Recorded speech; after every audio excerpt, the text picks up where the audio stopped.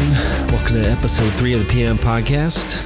Thank you again for all the kind words. Today on the podcast, we got Jesse Koide. He's a chef, cook out in San Francisco.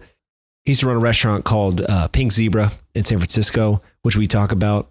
And he also had one of what I think is one of the best chef's nights out, which if you haven't watched it, it's a great series on Munchies on YouTube, where they just take chefs out after work and they just get fucked up and go back to their restaurant and cook for the staff. It's the shit. And this dude is a fucking true fucking legend. So it's a great podcast. He's got some great fucking stories. And also he worked for, which I did not know before I started this, Mission Chinese restaurant, which hopefully people know about still. I would hope so, because Danny Bowen's so fucking famous. But back in the original days of Mission Chinese, which we talk about in this episode, it was a shared restaurant. It's 2 restaurants in one, doing 2 to-go menus and 2 menus. It's fucking incredible. It's famous in San Francisco. Everybody knows about it. But amongst cooks, it's like the beginning of Danny Bowen's career. If you don't know Danny Bowen, then you gotta fucking look him up. But Mission Chinese also has 2 of the best cookbooks ever made. The second one's newer. It's authored by Danny Bowen. It's great. But the first one, Mission Chinese, is hands down my favorite cookbook. It has one of the best stories. It's like half the book is like a novel or a nonfiction book, because it's Anthony and I believe his wife talking about how they created the restaurant and why, and the whole journey of how it blew up and what they were making and the craziness of it all, which Jesse talks a little bit about here. But if you haven't read that book or heard anything about that story, it's so fucking crazy and incredible. But for a place that's called Mission Chinese, you're thinking, oh, you're going to get Chinese food or maybe like typical American Chinese food. No, dude, they were doing so much crazy shit. They were just doing all kinds of stuff it was just all over the place, and all of it was done so well. Yeah, that place blows me away. I'm constantly in awe of that place. And it's, like I said, my favorite cookbook of all time. It's such a crazy experience going there, because it's so tightly packed, and you got to go through the kitchen to get to the restrooms. You get to see a pic at the kitchen. And like Jesse talks about here, it's like so many rooms. Like the kitchen is like, it's like a house. It's crazy. But Jesse actually worked at Mission Chinese, the OG Mission Chinese back in the day. And he ended up doing a sort of a similar concept with his restaurant, Pink Zebra, where he split the dining room and the kitchen in half. And that's how the restaurant worked. You know, it's like a restaurant share, but which is, I kind of think what might be happening more nowadays, now that it's so expensive to open up a restaurant. You know, you can have 2 restaurants in one, or, you know, you can have 2 menus coming out of one kitchen. It's a great idea, especially with rents rising and shit like that. But anyway, I think it's a great conversation. I'm trying to get a little better about, you know, asking people about their sort of mental state and the world outside of the kitchen. But I tend to get so wrapped up in kitchens, and I find kitchens so fascinating. I tend to stay in that world. But I wish I had asked him about, like, you know, sort of the world outside of his kitchen and how he sort of felt there. But I think I'm getting better. Hopefully I am. I got to stop saying the word damn and crazy, but you don't really realize you're doing these kind of things until you hear yourself, you know, 6 hours at a time when you're editing. So I'll try to get better on that. I had a little bit of a crazy week this week. Well, not crazy, but man, I had to fill in for somebody on grill, which is kind of funny because we talk about wood fire grills in this episode, which is funny. And it's a rough station, man. If you never worked a grill before, dude, it is rough. It sucks the life out of you. It's like you're bombarded with like 700 degree heat for 12 hours. It's fucking draining. And you're working 2 stations or maybe 3, depending on what your grill's like. You're working, at least at this restaurant, you're working a grill has grates, then you're working another grill that you're raking, burning the wood as fast as possible, raking the coals forward, cooking the coals, getting rid of dumping the coals, doing that like 5 to 6 times a night. So you're running 2 stations, plus you have to do all the other stuff to get the meat on the grill, plus maintain both of those fires. It's crazy. And at 35, it fucking takes it out of you, man. It's a young man's game, dude. So it was a draining, rough week, man, but it's cool to like jump back on a station and realize that you can still fucking rock that shit. It doesn't matter what age you are.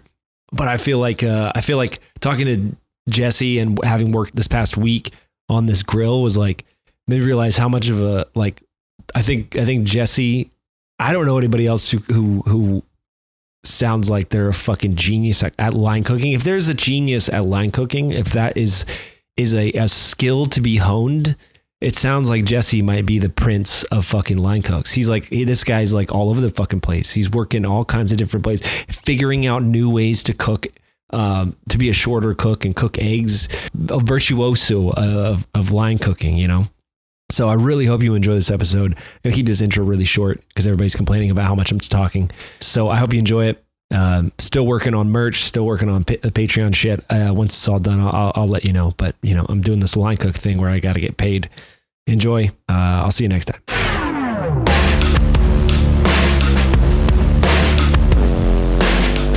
I usually start at the beginning. So how did you get into cooking and why did you get into cooking? Let's see. Well, I started washing dishes when I was like 17. Yeah. This Japanese restaurant in San Diego, and I was just really efficient and fast. And so they had me like doing all the veg prep and protein prep, and then cooking on the line. And then that was where I learned how to make sushi too. Dang. Did you like want to get into restaurants, or was it just kind of like something you fell into? Yeah, right. Job. I was dating this girl. I was more into like going to shows and riding my Vespa around, and But then like work, I was working a lot, and then I wanted to learn like sushi. But I actually cooked for like 6 years before I had like a sort of self check-in about it. It was like, is this even what I want to do? Because like in your young 20s, you're just like, oh, free food. Fun people, right? You're following chicks around. Yeah. You're like, sure. You just want a cool schedule so you can go to shows and so you can get shifts covered pretty easy. So, but then like at one point I remember thinking like, this is in Portland or no, I don't remember when this was, but it was like, I'd been cooking for like 6 years, and I just sort of asked myself, like, is this even what I want to do? And then I thought like, well, I'm already good at it. I like it. Like my grandpa was a chef in the Navy. I was like, I want to do it. Yeah.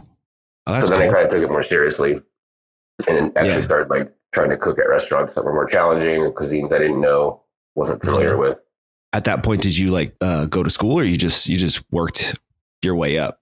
No, I mean, I've only gone to high school. I didn't go to college, and then didn't ever go to culinary school. By the time I found out about it, it was already from people that graduated and they felt they got kind of grifted and cost a lot of money, especially back then. It cost even respectively, I think, more money. Yeah, it was like more exclusive too, right? Yeah, like you had to try to get into it. Yeah, there was only a few. What was the music scene like back then? In San Diego? It's like a punk scene, or more like a lot of emo stuff starting to come out. You know, like Blue Wild Pilot and back, and those bands were formed then. But there's a lot of instrumental and just cool hardcore. Nice. Yeah, I don't really know too much about the West Coast like punk scene, but obviously the East Coast was like, Fugazi and there's similar bands like Heroin, Hemlock, Staccato Reeds. Okay, I know Hemlock. Fishwife. Yeah. Did you when you started like getting into I guess more like focusing more on the food, what was your decision making when you went to those restaurants? Like, did you just find the jobs through friends, or were you pretty much? I mean, I had worked, let's see. So I worked at that Japanese restaurant, and then I had a drug problem for a few years and didn't work at all. And then I left San Diego, moved up here, and started making sushi again. At a couple places. I got a job at this pretty busy place, pretty big. It's called Blowfish. Mm-hmm.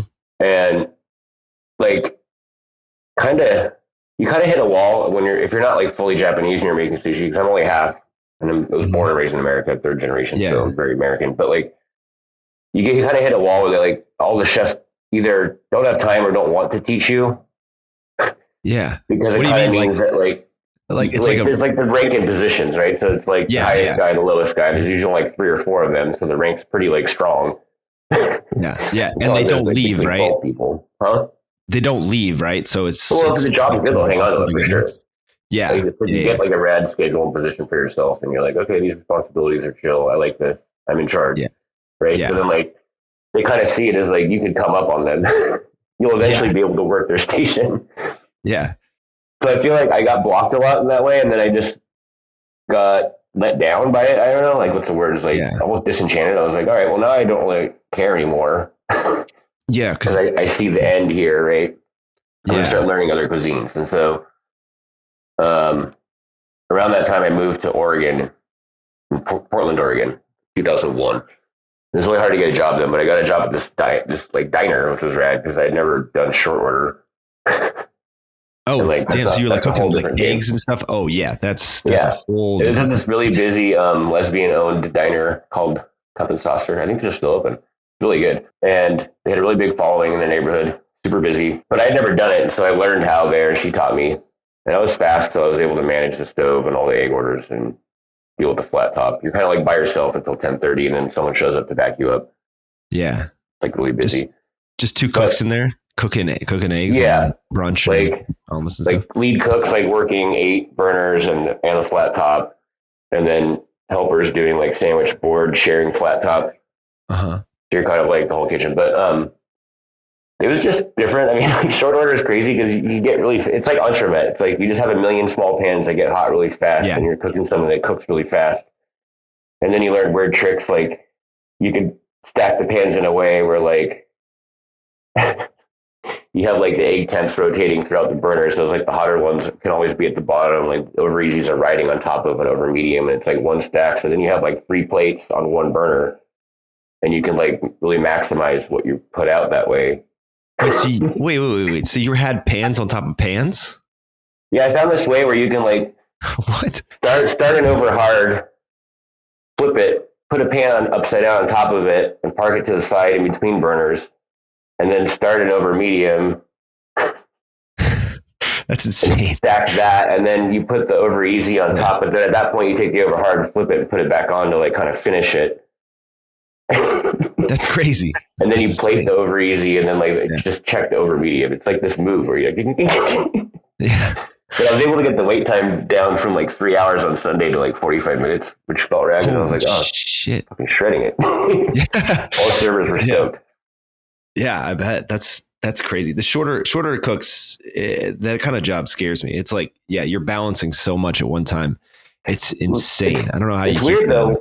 It is. What I noticed is like the flat top is like an anchor for speed though. It's only going at one speed in different heat zones. It's not like going out of control. It's like you have a pancake or like a burger.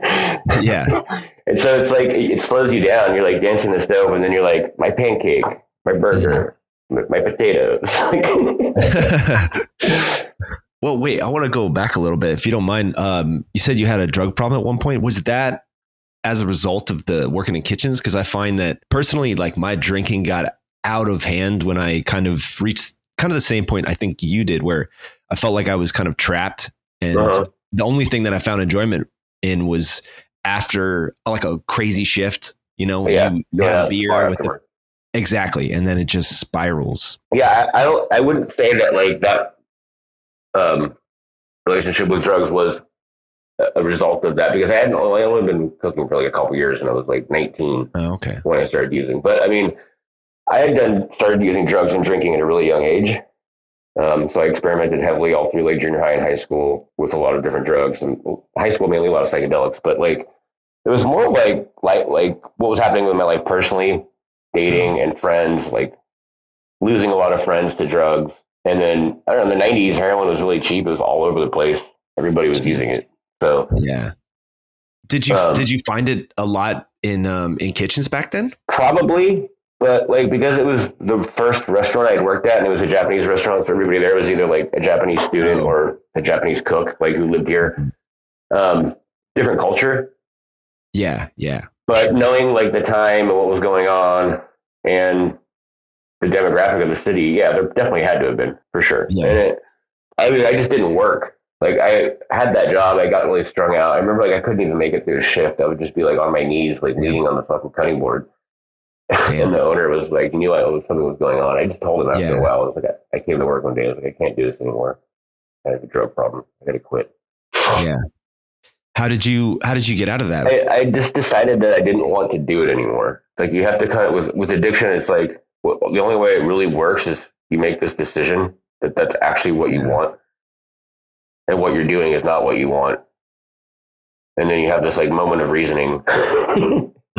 Yeah. And then you just head off in that direction. And it's hard. It's fine now, but like I'd say for the first like 8 years, it was a struggle. Ooh, damn, yeah, I can't imagine, man. So you said you getting off drugs and then deciding that cooking was kind of your path forward. Did those two things coincide with each other? When I got clean, I had this short job driving a truck from San Diego up to LA, and it was a refrigerated like orchid courier truck. So I'd pick up at nurseries and then drop off at other nurseries and bring stuff back to the guy that owned it. And then he would deliver it around LA. It was just like a short-term job. He's a friend of my mom, who's a horticulturist, and was traveling up to San Francisco every other week. Uh-huh. And his sister lived in Potrero Hill, so I would stay with her on Wednesday night. We would go to Munchie, which used to be down on like 3rd Mariposa.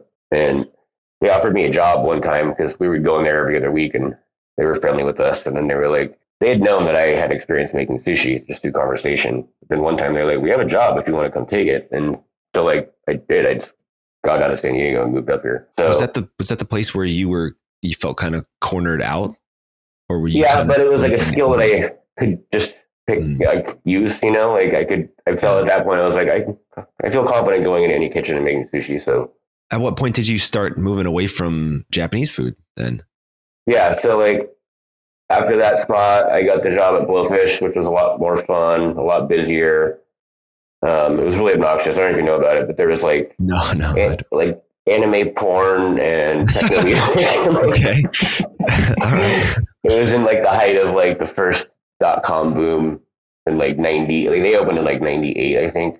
96 was it even? Was it pretty traditional sushi, or were they doing like crazy like rolls? It was a little crazy. Like all the dishes in the kitchen were really crazy and heavily French influenced, but also kind of like just the chef was pretty like wacky. Like he had pretty creative ideas. Okay, especially for the time. But the sushi, like the techniques were like traditional, but the presentations and flavor combinations were, just what people wanted to eat at that time, basically. So anyway, I worked there the first time, then I moved to Portland, worked at the diner, and then I worked at this like Pan-Asian restaurant called Saucebox, and started to learn other like Asian cuisines, which was cool, like some of the Thai, Korean, like, just other cuisines I hadn't been exposed to. And then it was that job, I think, where it was more like less just like I wanted to learn European or non-Asian cuisine, Yeah. And a friend of mine knew the chef that was Morgan Brownlow, who was the original chef opening of Clark Lewis in Portland. It was like 2002. Okay. And that place was pretty rad. It was in this old warehouse. It was big, had a big open kitchen, like raised up on like a platform, like a loading dock, basically. That's pretty cool. It had a hearth, like a really big 5-spit custom brick charcoal hearth. Damn. They had like a full pasta program, so we made pastas like 12 to 18 of them a day. The menu was huge. They had like grill, fish, pasta, antipasti. Damn. Okay. But he got me a job there, and I started on antipasti. But it was like the menu changed every day. It was all ingredients. I didn't even know what they were. I'd never heard of most of them at all. And then that section had like on weekends it would have like 18 pickups, like basically like 2 soups, 2 shared, like a pasta and saute, and then a grip of salads or like stuff you had to prep all the menu, like tomatoes and like tomato and cheese dishes or like shaved artichoke, shaved asparagus dishes were all prepped, all the minute, and all the vinaigrettes. You're pretty much built. You just had like shallots like macerating in different acids. You just had to like build, So it was fast and busy, but that was where I learned how to like cook meat over the hearth. That's cool. How was that hearth like? It's a beast. Yeah. My current restaurant right now, we have a kind of a 2-grill setup where it's like a traditional, fire underneath and then grill grates. And then also we have kind of like a hearth in the back where you're creating coals and then raking those coals forward. Yeah, that's how this one worked. Okay. It was like two like 3-foot grill. It was like 6 feet wide. The 2 panels. It was all brick. It had an electric 5-spit rotisserie that you could control the speed and turn on and off. And you could load it while it was moving. It was really it was designed really well. Were you doing like chickens back there or something? Like slow roasted chicken? Well, so Morgan was a beast, man. We would go through like a 400-pound side of beef every other week. And then every week we would hit like 6 lamb, 5 suckling pigs, squabs, and ducks and stuff. Sometimes chicken. Wow. So like you'd have different cuts, right? Like you'd have like lamb chops go to Dito's, or like double cut shoulder chops the size of like baseballs, or all these things that are really hard to cook, which is cool because I was trying to figure it out. Yeah. But yeah, that station was rad. I learned how to cook meat over a fire. I would go through like it's fun, right? 2 50-pound bags of coal every day, pretty much. Oh, so you guys were using coal? You weren't? Were you using wood or like mesquite charcoal? Oh, okay. Yeah. Yeah, like you get there early. Dump your ashes from the night before, build a new fire. Yeah. Like, yeah. And then it's like working 2 stations because you have to cook and then also maintain all the fire at the same time. It can be fun, but it can be a shit show too. I got good at like spying on what he was prepping and with what he was butchering and what was in rotation. So I usually could see in the walk-in if I got there, like, oh, I'm going to have these today, right? Yeah. But then there was always like a doozy one he would throw at me that was always really hard to focus on all night. So I feel like I learned a lot. That was the first job I had where I felt like I was going to school and getting paid.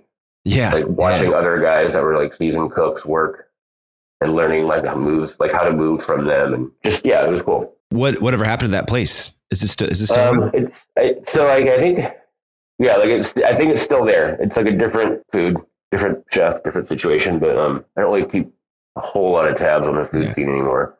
You guys got too much stuff going on over there, so I understand. It's always something new. What would you say was like the style of food? Or it was like flavor, California, like CalMed, like okay, early farm to table, California, like Mediterranean. Like we had a farmer in Southern Oregon that would drive stuff up like 2 or 3 times a week and just deliver you this rad produce, just coated in mud and like.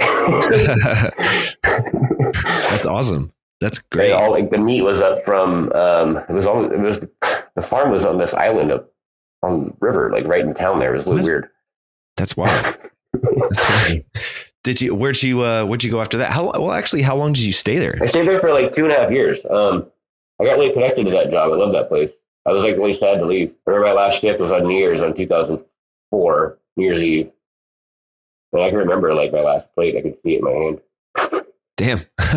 So why did you end up leaving there then? If it was well, because I wanted to move back to San Francisco. Okay. Why did you move back to San Francisco? Because I had a crush on this girl that I used to work with. That's usually what it is. I worked at Blowfish, and they offered me a job to come back to. They needed a chef, and they're like, you know the job, you know the menu, you've worked with half the people that still work here. If you want to come back, we'll give you like a small raise based on what you were making before. And I was like, okay. So I did, and that was fun. I worked there for like 9 more months. I lived like 2 blocks away in this house with the. And you ended up being the chef there? No, I was just like a sushi cook there. Oh, okay. And where did you head after that? After I got fired for getting punched in the face. Excuse me? Wait. So let's go back. Why did you get fired? The sous chef and I got into it one night, and he ran across the line and punched me in the face, just like sucker punched me in the face. What was the fight about? This is like a complicated story. So we had ordered new floor mats from like the kitchen supply company, Buyrite, right? Mm-hmm. And they didn't bring them on the delivery, but they had thrown the old ones out the night before because the trash pickup. Yeah. So they didn't have like mats all serviced. They just had cardboard down, which is usually fine. But then when you get to break down a kitchen that's seat, like a 90 seat restaurant or 80 seats, whatever. It gets messy and greasy, and so it'd be really fast, right? So a couple of the servers had already slipped and fallen. One of them dropped like a whole bus tub full of shit, right? Oh, damn. And me and that guy had already kind of had beef over things before, but nothing ever really got physical. But he was weird. I'm pretty sure he was using. And I just went back there and I was like, you guys are fucking maniacs. You need to clean this shit up. Like, people are getting hurt. Yeah. Like, you're not doing anything to prevent, like, these already fucking 2 people that have fallen over. Like, get this shit together. Like, I was kind of just, like, trying to rally them up and be like, what the fuck's going on? And I don't think he liked that at all. He just ran over and fucking decked me. But like, Jesus, all right. I remember I fought it so hard because he was standing right by the deep fryer, and I was like, just push him in, just dunk his head in there, like, just stick his hand in it, like. And then I just like walked over to my like boss at that time, which is my boss now, my friend Rio, and I was like, so just punched me in the face. I'm gonna leave right now and go walk around the block. And I like took a bottle of beer and drank it and walked around the block. But yeah, then we both got fired, which I was really frustrated about because that was purposely why I didn't punch him back, because I was like, you'll lose your job if you hit him back. You guys will both get fired. Yeah. And so I didn't hit him back. And then I was like so mad when they were like, yeah, I'll let you go too. And I was like, shit. What? I could have dunked his head in the fryer. Yeah. I was like, that's why I didn't hit him. I was so mad. I saw him one day outside this other sushi bar like a couple years ago, and I was picking up my contacts at the optometrist. I wanted to run over there and just be like, bam. How many years later was that? Like 10. Oh shit. Still want to do it. Yeah. I hadn't seen the guy. Yeah. Damn. But he was in his 80s. Shit. Well, what happened after that? Yeah. So like, let's see. That was technically where I met Danny Bone. He was really hungry. Was always looking for places to work for free or work and get paid. So like he showed up at Blowfish, and I was appointed. They appointed me to train him. They were like, "You train him. He's more like you." And I was like, "Okay, whatever that means." We became friends there. But yeah, he told me about this spot. He just arrived in San Francisco? He had just moved back from New York. Okay. But I think he had lived there previously to go to culinary school. So he like moved to San Francisco, went to culinary school, and he went to New York, had a shitty time in a few places, and then came back and was just cooking all over the city. But it was fun because we would go like he was like, hey, my friend Chris, who I went to culinary school with, got a job as chef at this place, Slow Club. Let's go cook over there. So we both cooked over there. And then like I was at Slow Club for a couple of years, and that place was rad.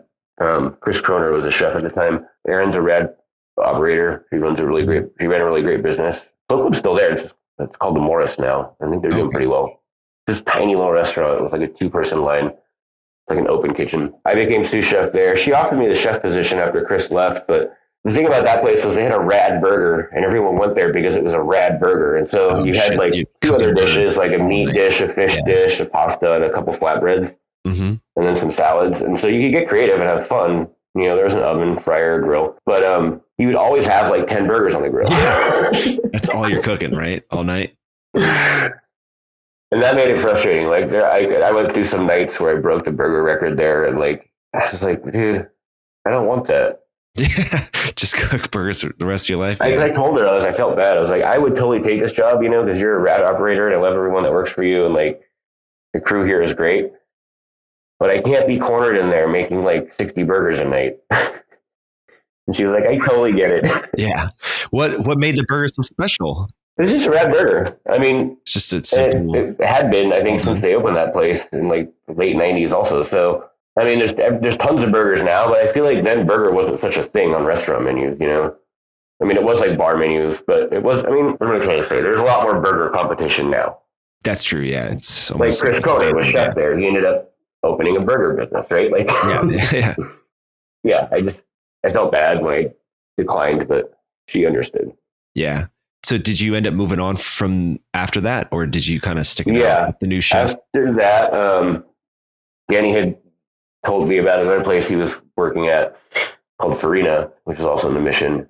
Not open anymore, but it was this Italian place. The chef was awesome, older, well, not old. He was like 10 years older than 15 years older than me.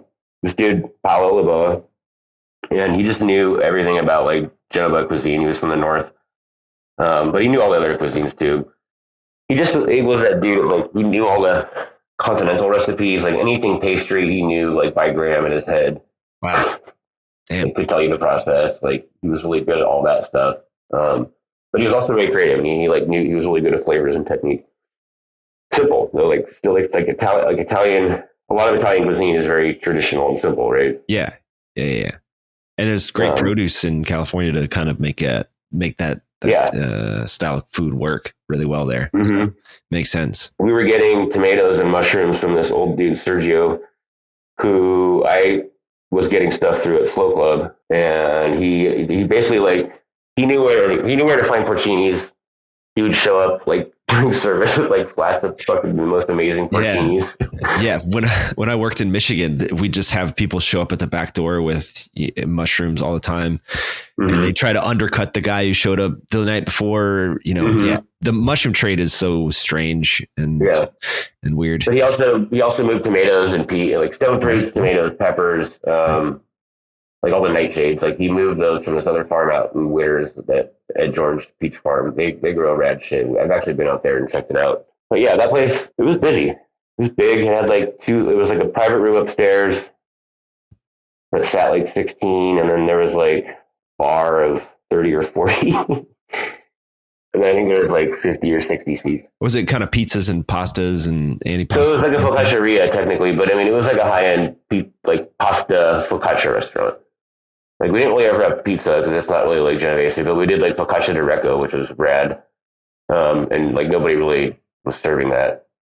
Super simple to make. You have to find like really good stracchino, but that dish is awesome.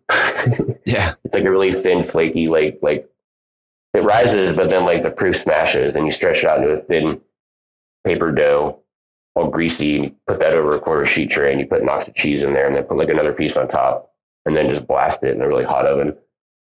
And it gets like crispy brown, like squashed focaccia dough, but like it's just like cheese and milk. That sounds amazing. Pretty amazing. Yeah, that sounds fantastic. I haven't seen that anywhere. But yeah, we made like focaccia, we made bread, all the pastry, it was a really big pastry program. We made all the noodles every day. There was this really long marble counter with a pasta machine at the end, so it was really efficient to make like tons of pasta for the restaurant. Yeah. Damn, so you must have been great at making pasta at this point. I did. I learned how to make it there, and I would come in early and help with production to learn. And then at Slow Club, I got to like create actual pickups to like sauces and, just pan sauces and stuff for noodles. We bought noodles from a different company there. There was no prep space. But yeah, like learning how from Paolo was rad because he really had like a personal connection with dough and the history and traditions of all of the Genovese recipes. And his dough recipe was inspired by like a large Chinese population that moved there in the late 1800s. And so there was like a lot of Chinese immigrants in Genova, and like his grandma would hang out with this old lady, and they would talk about dough recipes. And so his family's dough always had like a little bit of wine in it, and it made the dough like handle a lot easier. Wow, that's really cool. Like forgiving, but it wouldn't break. It was weird. Yeah, but it was like a tip she had picked up from like her Chinese friend, and I was like, oh, that's tricky. It's cool the crossover there between China and Italy. For sure. Yeah. Did you and Danny kind of follow each other for a while there? We did. We kind of ping ponged around. Yeah. He was at that time, so like we got jobs there. He was working at like a few different places at the time, but he kind of focused all his energy on Frida, and he was working closely with Paolo and became CDC. I was sous chef, and then like he had a falling out with the owner and quit abruptly, like one day just sort of walked out. And I remember like kind of being really frustrated at the time, but then I was left in charge of the place, which was good because it was like a step up and I got to learn more and work with Paolo again closer. But like, it's just a lot managing that when you're like 26 or whatever, 20, I don't remember how old I was. Damn. 29, I think. Yeah. How long do you stay there after that? Another year. And then I had the same experience with the owner and I walked out abruptly. Jeez. Was he just like a difficult guy to work with? Yeah, very. In what way? In the way that like dealing with anyone who has a lot of money who usually gets their way is. Oh, okay. Yeah, that makes sense. Did he try to control the food a lot? Sometimes, but through Paolo, which didn't ever work well because like Paolo was like me. Like if someone tried to control him, he would just be like, fuck you. Yeah. So is that kind of why that place doesn't exist anymore? Probably, yeah. I would say that like the owner did not contribute to the longevity and sustainability of that restaurant. Except for financially. Where did the chef end up? He ended up secretly dating, then had a family with the other sous chef, my friend Mercedes, and then they moved to the East Coast in Massachusetts. And he has a place out there called Solo Italiano, and they're doing really well. Okay. It's perfect for him. Like he likes family. Her family lives out there. He likes to ride horses. He's got room for horses out there. Okay. He just needs a rad place to make food and like have a good crew. So I think he's doing pretty good. I want to go check it out. I want to go visit him. Nice. Well, what happened after that fight? Where'd you end up after that? Well, so like it was weird because he quit, and then like I just ignored it. Yeah, like we didn't talk. Like he quit and never really like connected with me about it, and then I was all like butthurt. And I was like, "Fuck you," then. But then like when I quit, I remember like walking over to Mission Burger where him and Anthony were doing that burger pop up, and I was like, "Hey, let's work together." Was that after you quit the Italian spot? Mm-hmm. It was like that day. So did you end up working at the burger pop up, or did you start at Mission? No, Chinese? At that point I just started helping them out at Mission Chinese. Like they were still doing Mission Street Food, and like that was finishing. And so like that was 2009, 10. At that point I was working at the Olympic bar. My friend Ted Fleury was the chef. He was a really rad chef too. It was this little tiny bar, and most people didn't even know they had food. It was really weird. But like tiny little kitchen, and he knew a lot of that's where I was first exposed to a lot of modern techniques. Yeah. Using chemicals to change textures and stuff. You know. That's really cool. Yeah, I'm learning that right now at my current kitchen. It's perception changing. He came up in pastry and then started working doing savory, and so he had a lot of like very technique driven ideas. It was really cool to work with him. But he was really chill, mellow, quiet guy. Yeah, and it was tiny. It was a bar, so it's like never got too hectic. You'd have a push, bunch of snacks, some dishes, and then you go back to prep at like 8 o'clock or 9 o'clock. Get some more dishes. I mean, you'd be there till like the shift was like 5 to 1, so it was perfect because I was that's really nice. Planning my wedding at that year. Oh, okay. So it was nice to have like a night shift. But yeah, then that was when he started focusing with Anthony on like doing Mission Chinese food, and so then I went to help him with that project. Dude, what was that like working in that kitchen? Because I mean, I've been there a few times, and it seems insane. This could be like a whole separate podcast. Yeah, I know, right? Okay, it was physically, emotionally, and culturally intense, yet like rewarding in all those same ways as well. Yeah. Like I didn't really ever have a connection with Chinese community because I didn't really have Chinese friends growing up, I guess. And I just didn't know very many Chinese people. So I got to learn a lot about Chinese culture there through all the different people that worked there, because everybody was from some other random place in China, and they were varying ages of like 30 to 80. Yeah. You know, so like I don't want to say you'd get to get them to tell you stories because nobody spoke English, but it was like over time you learn things about them. Yeah. Through translation, or just there's like a learned communication when you can't speak common language, and like a lot of it's pantomime. Yeah. I mean, I've worked with a lot of only Spanish speaking dishwashers and cooks, and it's almost like you're acting out and you kind of figure things out through that. Or just it's like subconsciously everyone knows the need, right? Like everyone knows what, like we're all here to make some food for someone. Yeah. And then clean up. Yeah. We invented like a system to fire the food, because like it wasn't a POS. So we invented a system to fire the food to the wok room, because the kitchen, I'm sure that place must have been an old house or something. Like there was like one room in the back that had like a 4-burner wok, right? Or a 3-burner wok. And then an oven. And then there's another room where we set up like a cold station that didn't have a sink in it. And then there was another room in the back that had the dish and prep area, which is just like some fridges and counters and dish station. Yeah. And there was like a middle room where we set up expediting, which was the closest room to the dining room. So like food would get walked out from the wok room and the cold room. You had to like walk it over. Oh, was there like a central pass and like a different? No. Oh, you just walked it out. You had to like grab or like the server would come wait for it in that room. It was, like when it got busy, that's what would happen. They would just all be standing there, like, and you just pass it to them. Mainly though, we would walk it over. Oh, okay. I remember walking like 5-6 plates constantly out of that room. At the height of that thing, it must have been insane though. I mean, it was nuts. I went there like 4 years ago, I want to say, maybe 5. And even then it was crazy. 2011. So we all worked really hard. Like it was like a good starting base menu. I feel like Danny has always been really good at self-promotion, and Anthony kind of keeps very quiet things on like a realistic perspective, you know?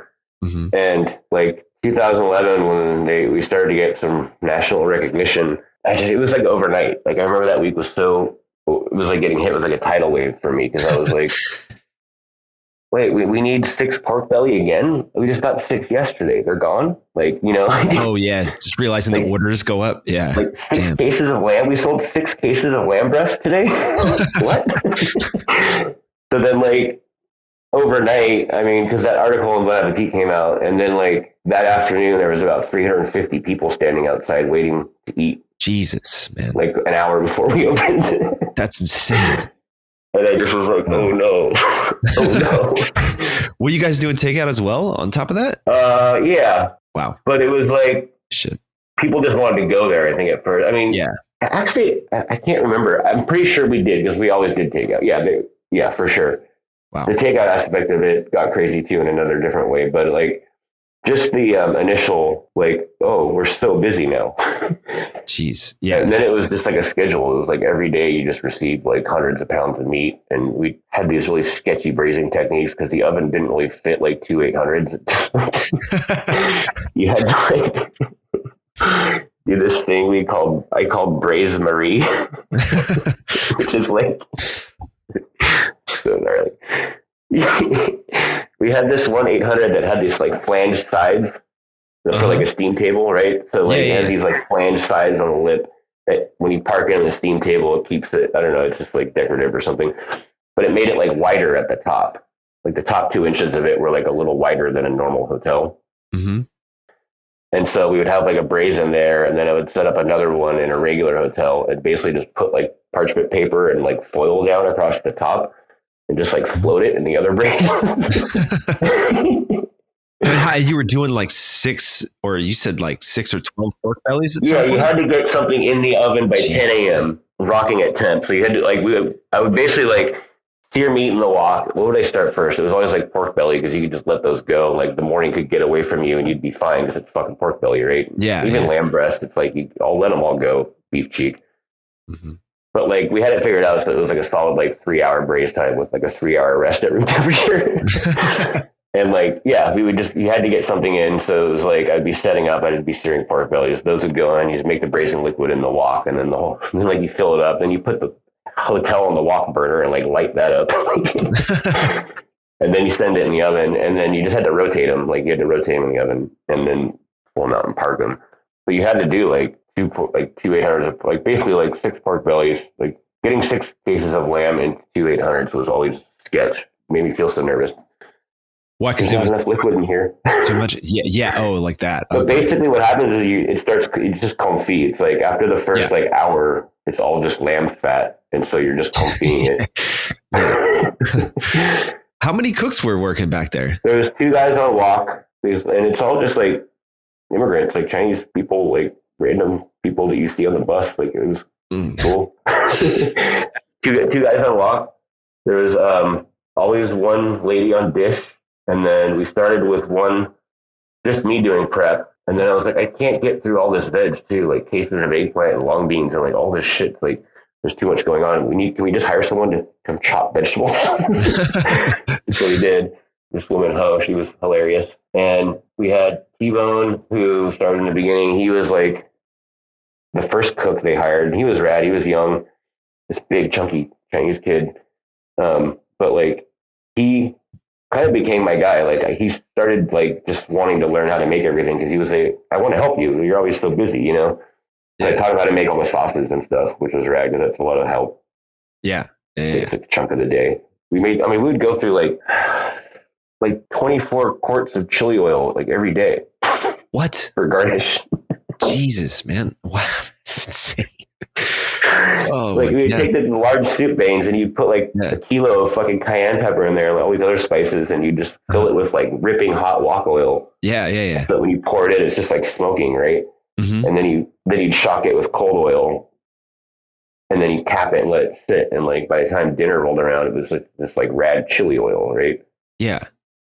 24 quarts. But we would go through like 2 of those every day. It was just busy. There was so much production in this really tiny, sketchy space. Yeah.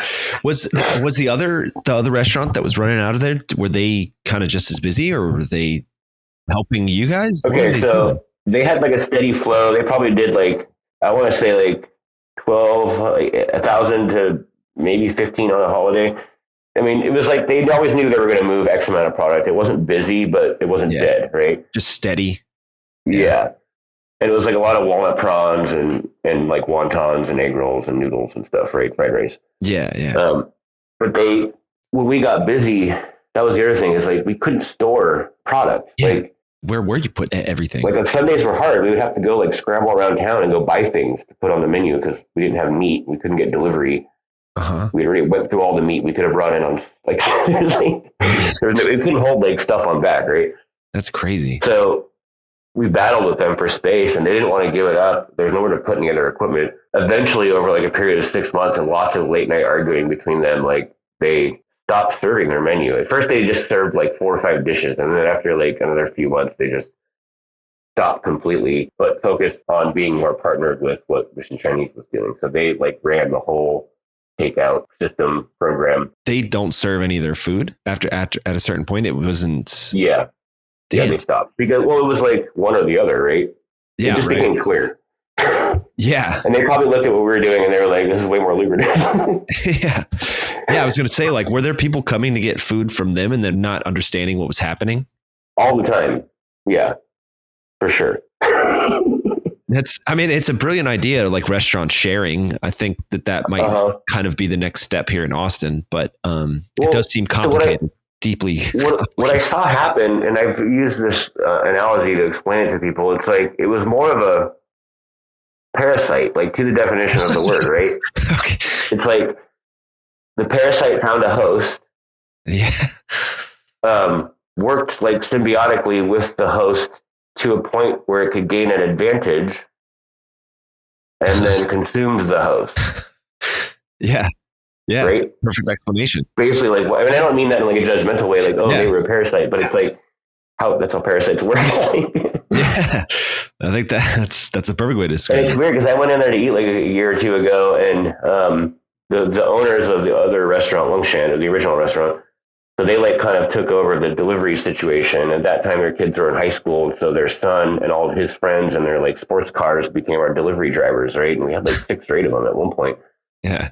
Like every night. And like, so they became a part of the company.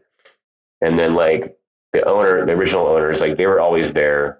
Like she always answered the phone, always, and did the money.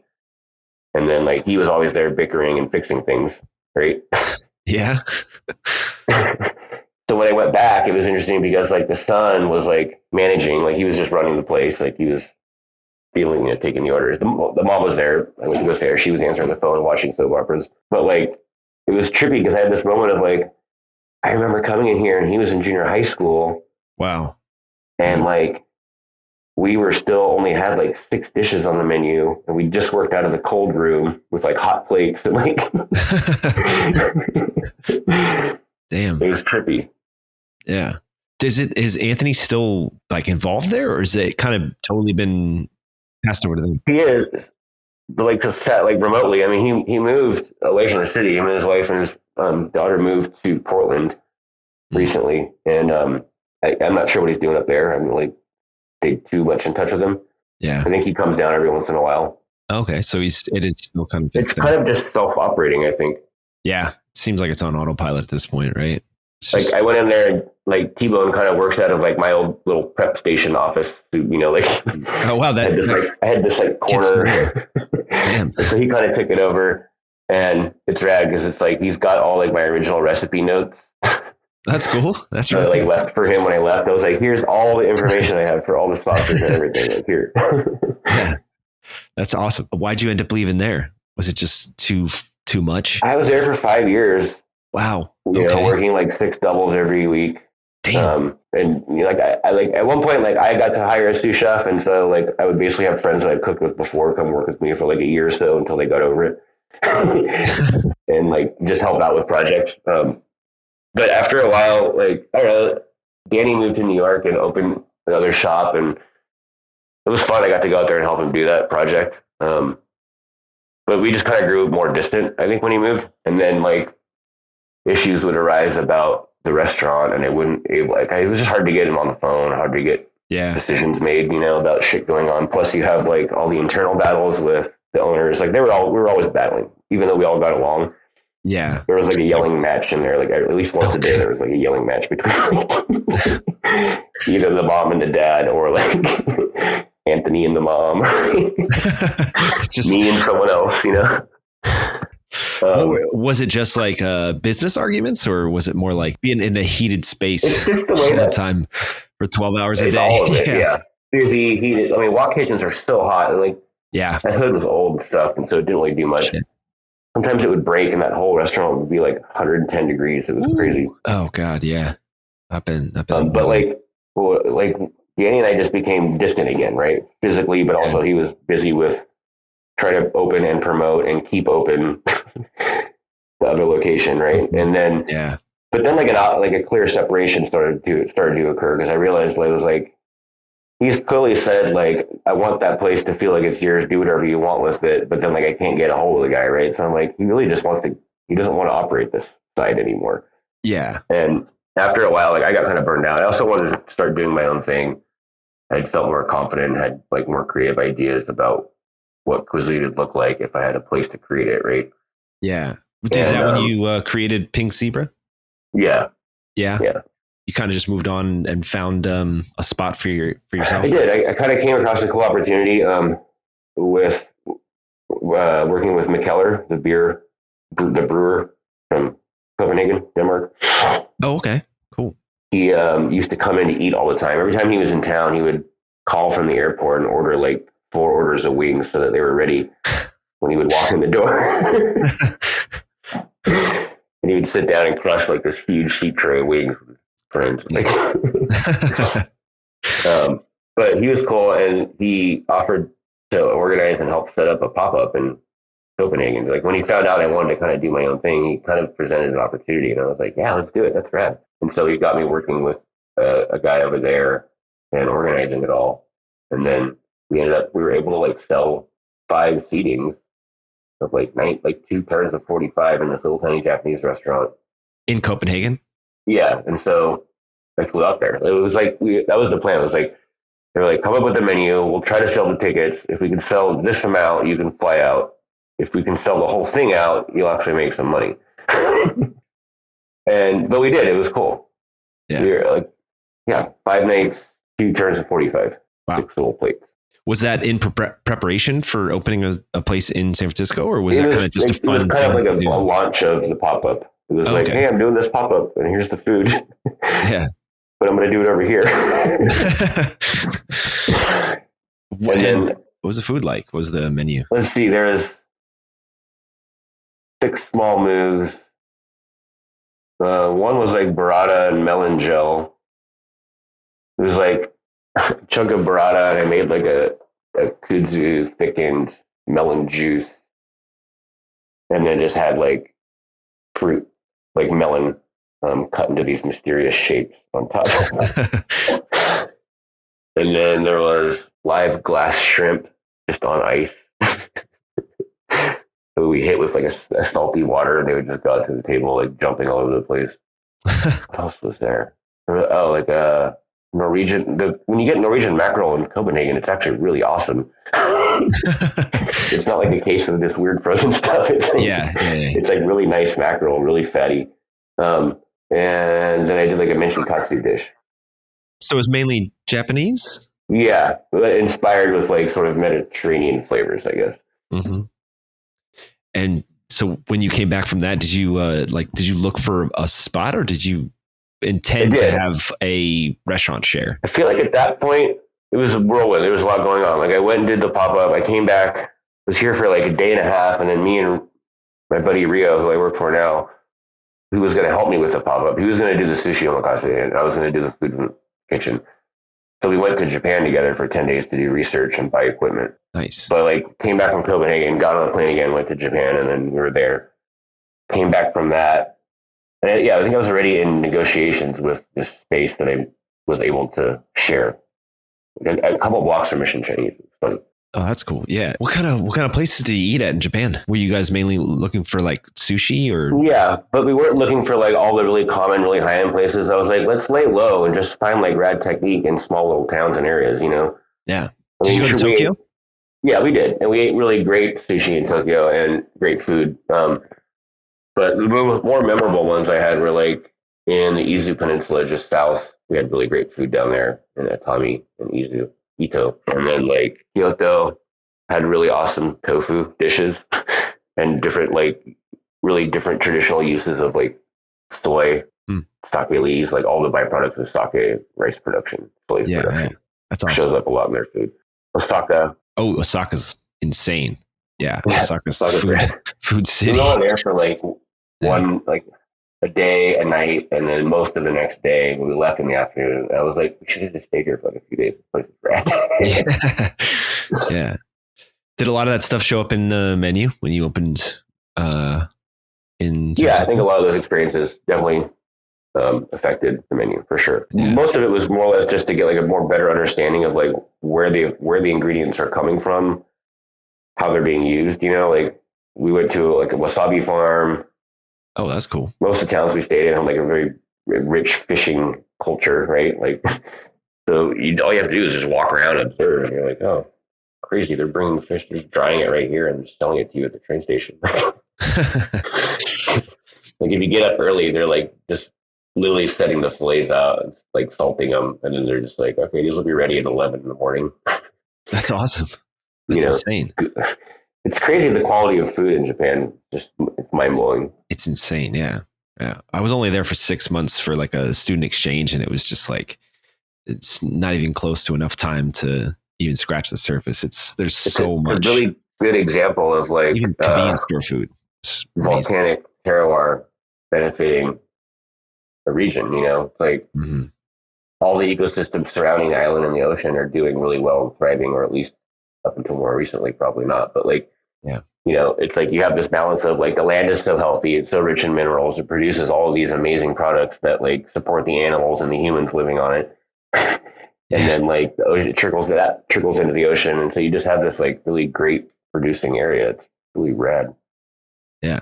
How did you work out the setup for Pink Zebra? Was it kind of similar to what was happening at Mission Chinese? A little, yeah. You guys split the space down the middle, and it was like, I'll offer you a rent if you want me to pay a portion of the bills, or we can include that in the rent or whatever. They wanted like a profit split, which meant I had to make a profit. It was weird. Like they thought they were going to and ultimately the deal would have worked out if I had stuck it through, had a little bit more resources, but everything was ran so bare bones that it almost didn't feel like it felt way too much like a pop-up. I think it's like when you only have one server, right? But it's only like 20 seats. Oh, it was that small. Well, we just had like one side of the dining room, and they had the other.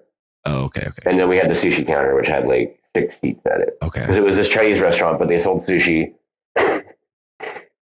I felt really bad. They kicked their sushi chef out into the corner of the kitchen, and he was so displeased with that. And like, oh, I bet. Yeah. That was very easy to pick. Like, I could really tell he battled. It was hard. Damn. But yeah, we set it up so that basically, like, if we make any money, you'll get this much. They thought we were going to be making like a shitload of money, and I don't really know how, because like we only had one metro rack in the walk-in.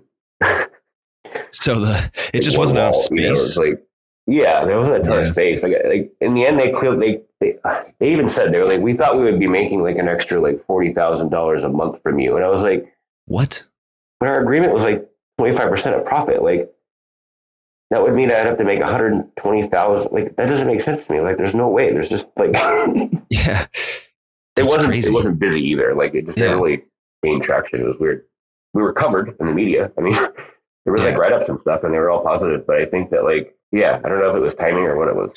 Did you have any like reservations about running your own spot? Did that scare you? Because that's something I've always thought, like taking that plunge it must be terrifying. Yeah, there was anxiety around it in the beginning, and then like I was able to get through it and find a way to balance it. But really, what it meant in the end was that like I was doing everything, and so when you're doing everything, you have less time to cook. Okay, so you're kind of delegating. You become like, I'm pretty okay at bookkeeping now. And I understand how taxing a business works, but that took like 2 hours of my day when I could have been prepping or cooking, like, yeah.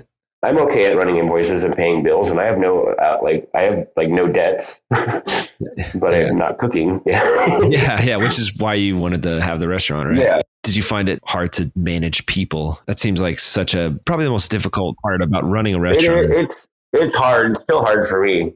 I mean, I get better at it, but I only had like one or two friends working with me at a time. Okay. And a dishwasher. And then after a while, I just didn't have a dishwasher. I mean, it's like I had a small staff. Yeah. And Rio and I were more like partners than anything. I mean, it's like we just worked together on everything. It didn't really work out. I don't know. And then I kind of lost steam. I just was like, I remember like starting to lose enthusiasm. I just was like, fuck. Another week, like, damn, yeah, that's not like Sunday would come around and I'd be like, shit, gotta do this again tomorrow. Shit. And I was looking back and remembering like how it used to be like, okay, it's Monday. I'm going to get up at 7. I'm going to go do this. Excited and like you're planning shit out. Yeah. Why do you think that kind of happens? You just burn out? I burned myself out. I didn't like have a big enough core team to help deal with all those other things, Yeah. That would have, I think, done a lot to it. And really what that means is you either have like people that like trust and believe in what you're doing and are willing to make a sacrifice for a short period of time, or you have just extra resources padded so that you can say like, yeah, we're going to keep paying at least 4 people. Like there's going to be 4 people on the team, right? Yeah. Not just me and Rio. Yeah. Yeah. It's important. Like you need to have like people doing the things that you just don't want to have to do, really. Yeah. Yeah. So did your investor, the guy that helped you kind of open it, did he just kind of leave you alone with no support? Or? Well, there wasn't like an investor.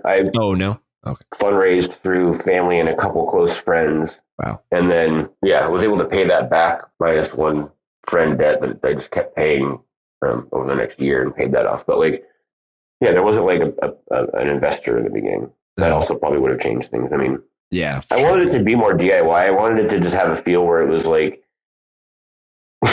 kind of weird and awkward, but then I think it was like too real. It was just like you're hanging out in someone's living room listening to their records. That sounds badass. That sounds great to me. Yeah. Yeah, I thought it was a great idea. How long did it last? I guess 9 months. Yeah, like 9 months.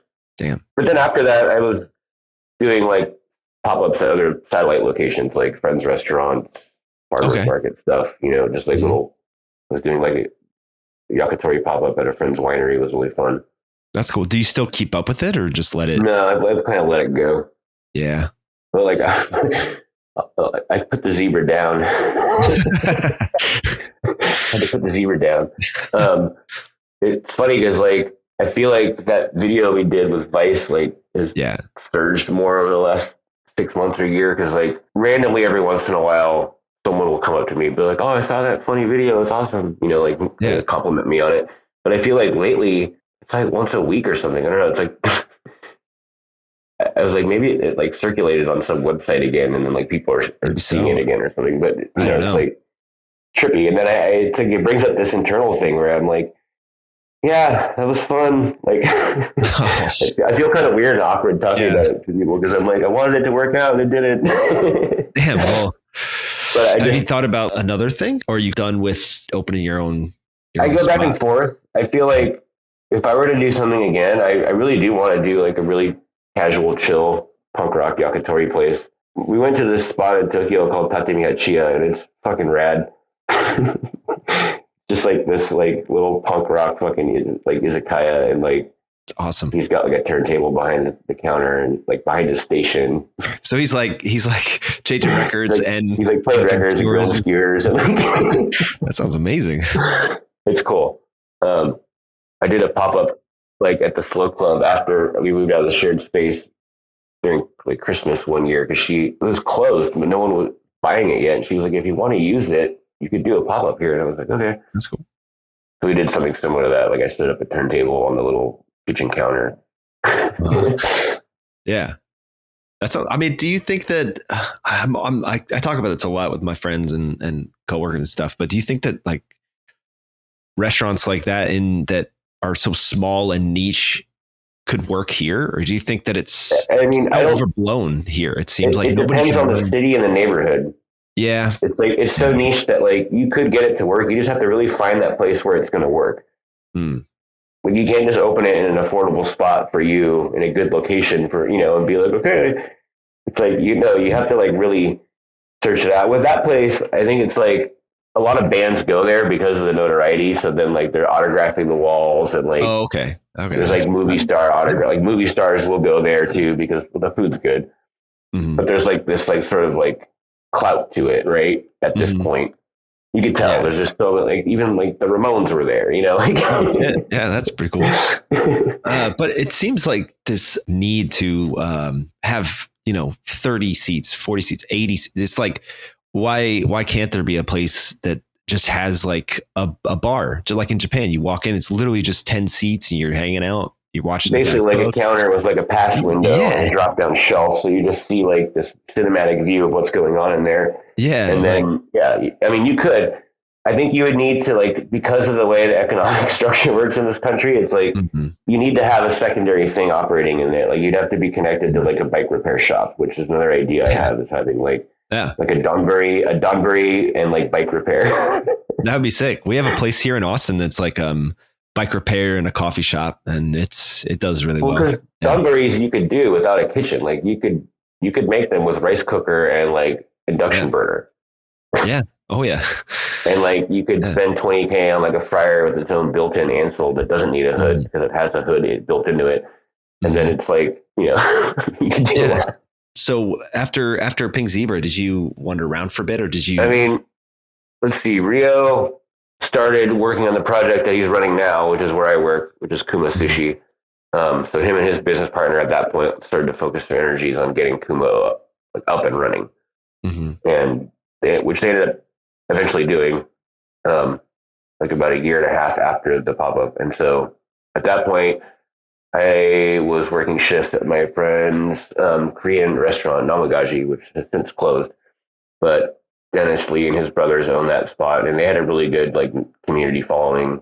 He let me like post up there and like do pop-ups there, and like kind of had like free use of the space. It was pretty rad. He was really generous, and he was a really rad guy to work for. He was really good with business and knowing like what people wanted and how to turn that into something he could produce, 2015, 16, I was like still doing pop-up stuff at Namagaji. Like I was doing like wine dinners with different wine suppliers, but like it was hard though, like filling enough seats once every 2 weeks or like once a month. I would plan like a new menu.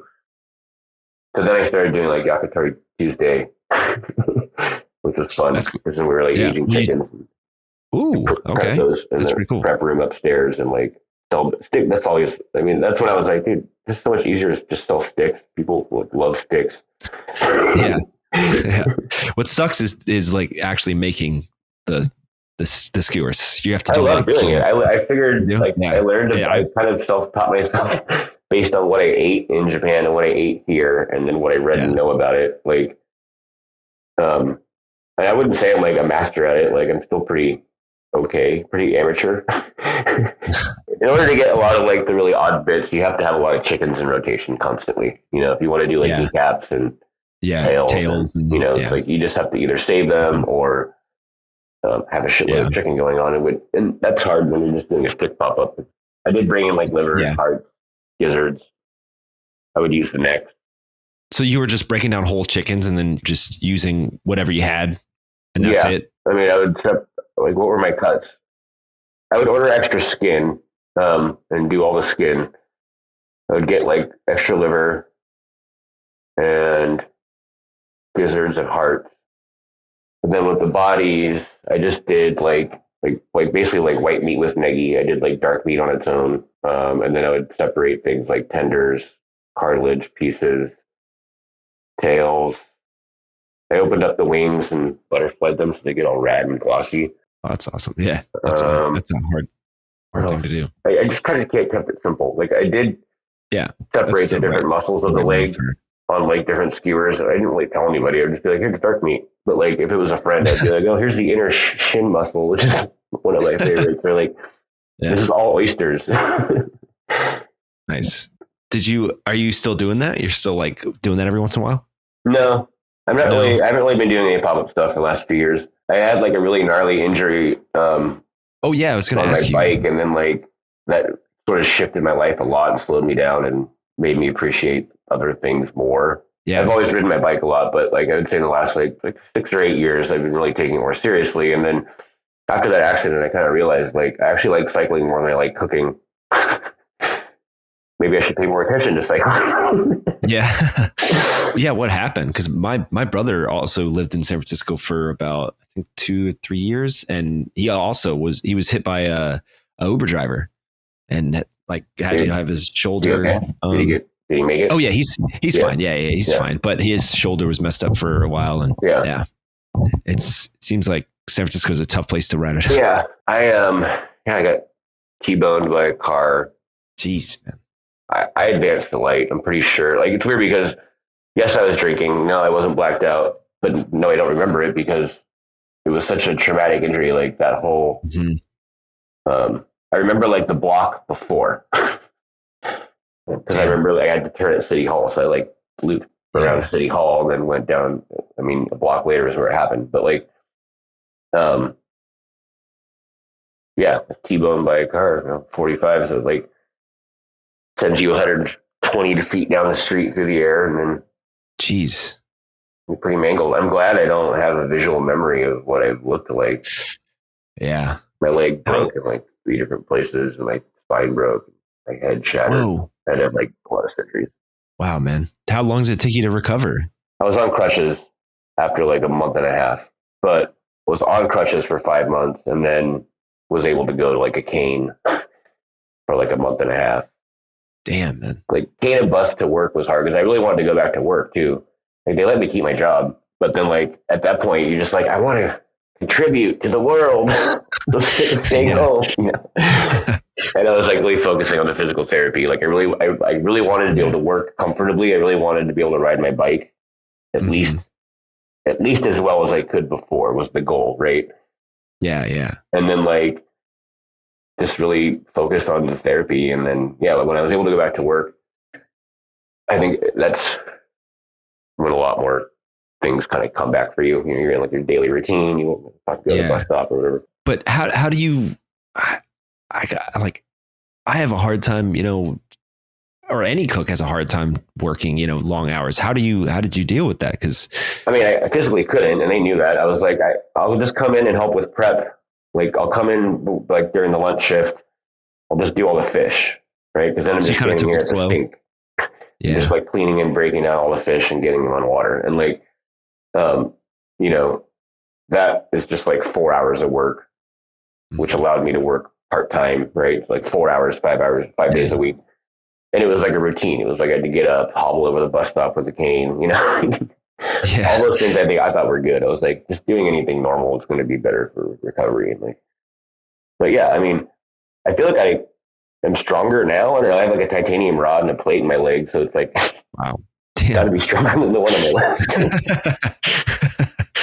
But I'm definitely thankful that like I can work all day.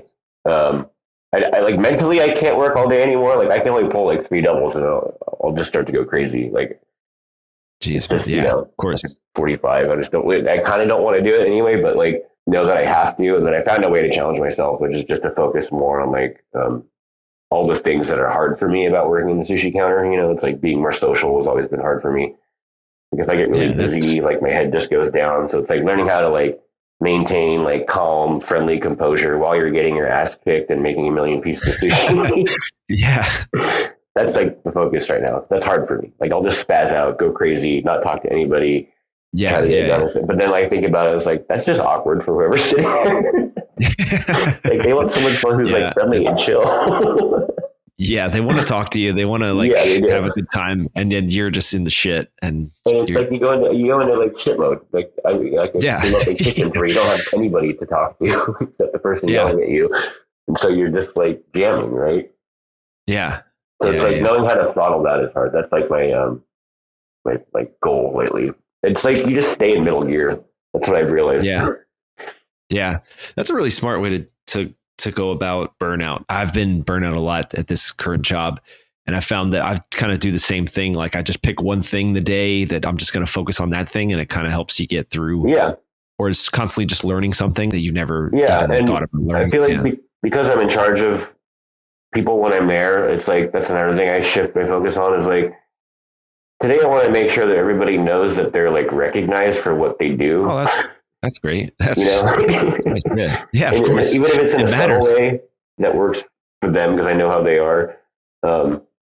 And just like expressing that to them, because it's like, it's easy to forget, like when something goes right and is perfect, you're like, yeah, and you move on. Yeah. It's easy to forget, like, to tell them like how good the rice is, Yeah. Because you're usually like, hey, the rice sucks right now. I'm really busy. This sucks. Yeah, you're more likely to just tell everybody how when it's shitty as opposed to when it's good. Because when it's good, it's going smooth, Well, then they know too. It's like, I remember like coming up and having just be like, hey, the blah blah blah is really good today. It's really like right where I want it. Thank you. And then you think about what you did, and you're like, that was different from the time that it sucked or any other day. Yeah. Right. And you're like, okay, so that's where he wants it, at least for today. Yeah. Who knows about tomorrow? But that shit's helpful, especially because like, I feel like the whole culinary world is shifting to more like self-awareness and sustainability, even in like staffing, and so it's like we focus a lot at Kuba on trying to keep everybody happy, and like if they need an extra time, like day off because they're having a shitty week, it's like just ask for it. We'll try to get it covered and figure it out, or have That's really nice. Yeah. But really good about taking care of staff there. I think it has to move that way because, like, I don't know what it's like there, but here it's almost impossible to find anybody new. And even if you do find anybody that's willing to apply, are they good enough to even do the job that you're asking? Have you ever met like an 18-year-old who grew up in this country who is like, man, do you know anybody who needs a dishwasher? Because like, no, yeah, because then I wanted to be a line cook, and then and then a sous chef, and then it's kind of a nightmare out there right now. So I think like keeping the people that you do have happy and healthy, and it really matters. People stick around. I think about it like hardly anybody wants to be a cook or a chef, but it's like at a point in history when like you could just open up Instagram and literally like go to a website and apply for a job in any country. Yeah. At any level of place you want to. Versus like when I was coming up, it was like you had to go buy a newspaper, look in the classifieds, figure out what restaurants had just like busboy or dishwashing, but you know what I mean? Anything you qualified for, call them, set up an appointment. You're a teenager, so you don't really know anything about the restaurant scene. You're like, oh, free pizza. Oh, free donuts, It's weird. Yeah, that's true. Right now you can get a job at Noma if you've, apply for it, or Audrey or something crazy. Yeah, it's nuts. It's nuts. So the opportunity level is like really high if you have a way to get to it. I mean, sure, it takes money to fly across the world, but like honestly, if I was that age, like that's what credit cards are for. Great opportunity. Yeah. So what's next for you? Are you just kind of more trying to transition more towards bikes and away from cooking, or are you planning on like sticking it out in the biz? Yeah, I don't know. I don't have a plan. I think like what I would like to see is like a way to be involved in something that involves both of those worlds. I still love the cooking universe. I like the biking community, and I think if I keep thinking about it that way, like how can I involve both of them? Something then will sort of either spark or come to fruition. Yeah. So I'm in the same boat as well. I'm trying to like not piece out of cooking, but like try to sort of mesh cooking with writing and graphic design, which is mainly what I do with this magazine. So kind of feel your struggle as well. It's hard because you spend your life working on a specific craft, and when you realize like, okay, from this point, the rest of the journey is going to involve like, this is like on the standard level, right? Like some income, investment, then a spot, then you're running it and you have a full crew and you've taken all of your like accumulated knowledge and you're trying to pass it on and teach it to these people that want to make it for you, as well as like share it with the people that are going to pay you for it to eat it. And like, when I realized like, that's not what I want though anymore. I don't really want to do that. Because I know like how stressful that is. I know it's very like singular reward in a way. But at the same time, like I don't want to just like throw away 25 years of experience. Exactly. Yeah. That doesn't seem wise. No. Like, what do you do with all that knowledge? And then it's like, yeah. Like what seems wise is to like look at other parts of your life that you have gained things from, and then be like, okay, like as an accumulative like thing, like how can you put it all together and really represent yourself? Yeah. That's the hard part. So it's just like, I think I'm like shifted my perspective about what I see as an opportunity, I guess. I mean, I think the restaurant business is shifting pretty much in that direction anyway. Super fast. In the last like 3 years, it's changed so drastically. It's fucking mind blowing. Yes. Yeah. It's insane.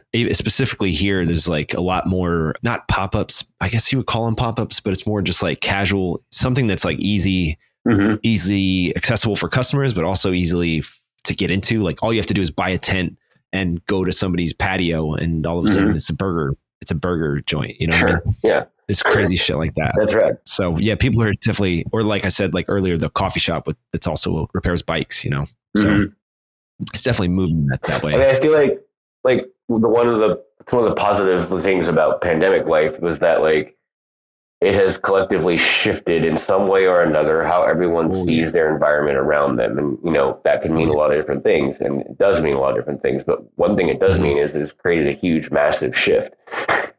Yeah. You know, and so it's also hard to remember that, because you inherently think about the world around you from the person that you are and always have been.